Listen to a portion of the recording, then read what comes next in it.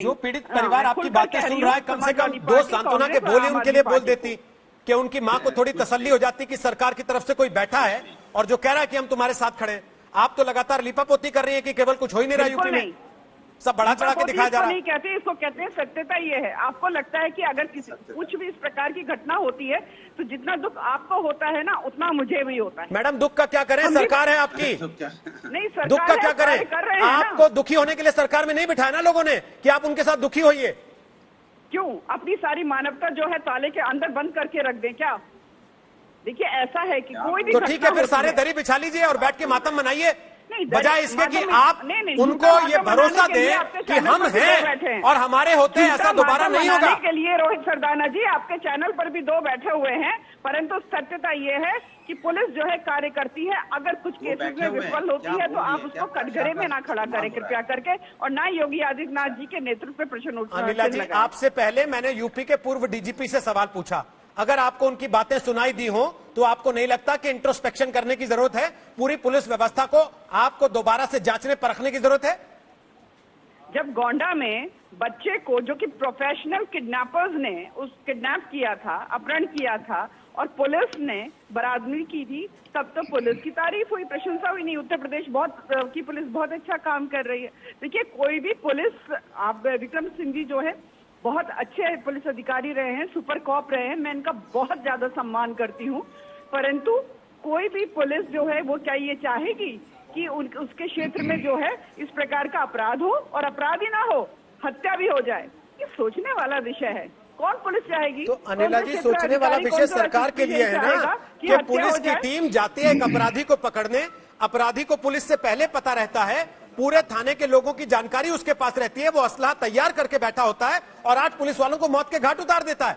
इतनी हिम्मत अपराधियों में, और फिर आप कहते हैं कि नहीं हमारे यहाँ अपराधी खौफ में है, या तो छोड़ के भाग गए हैं या फिर दुबके हुए हैं। नहीं, आप बिल्कुल गलत बात कहते हैं, और जिन पुलिस वालों ने शहादत दी उस रात को, उनकी शहादत जो है उसका भी आप अपमान कर रहे हैं।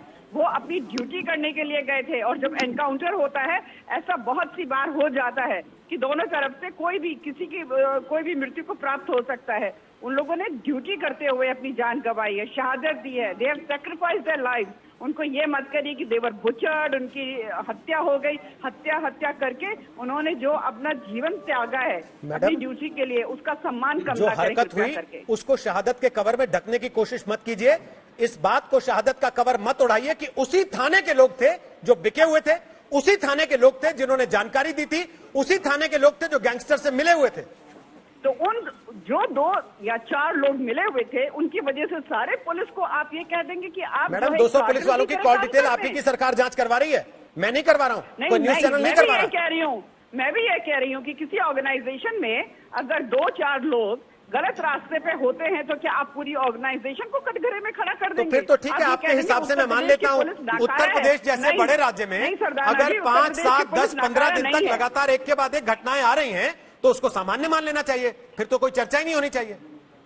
कितने थाने हैं सरदाना जी, आपको पता है? नहीं, मैं कह रहा हूँ ना, फिर तो यूपी में क्योंकि बड़ा राज्य है अनिला जी, तो आपके हिसाब से लॉ ऑफ एवरेज लगा के ये मान लेना चाहिए कि कोई बात नहीं है, तो कुछ नहीं है, नगण्य है, ये तो फालतू की बहस है। नहीं, फालतू की बहस कुछ नहीं होती, फालतू की बहस तो होती नहीं है। अगर बहसें नहीं होंगी तो आपका इस वक्त कार्यक्रम में मैं भी नहीं बैठ रही होती। बहस करिए, बहुत अच्छी बात है, बहस होनी चाहिए, डेमोक्रेटिक सिस्टम में बहस करना बहुत अच्छी बात है, परंतु अगर ऐसा नहीं है, एक दिन आप तारीफों के पुल बांध देंगे, दूसरे दिन आप बिल्कुल मैडम जिस दिन अच्छा होगा हम अच्छा बताएंगे, लेकिन जिस दिन खराब होगा उस दिन आईना आपके सामने रखेंगे। आपको बुरा लगे तो सही, अच्छा लगे तो सही। और बहस जब होती है ना, वो आपको ब्रेक देने के लिए नहीं होती है टीवी पर, वो होती है इसलिए ताकि जो राज्य की व्यवस्था है उसमें जो बातें सरकारों तक नहीं पहुंच रही हैं वो सरकारों तक पहुंच सके, और सरकारें अगर ना भी चाहती हो तो भी मजबूर हो उस दिशा में कार्रवाई करने के लिए। नमस्कार, मैं हूं अंजना ओम कश्यप। हमें उम्मीद है ये वीडियो आपको पसंद आया होगा।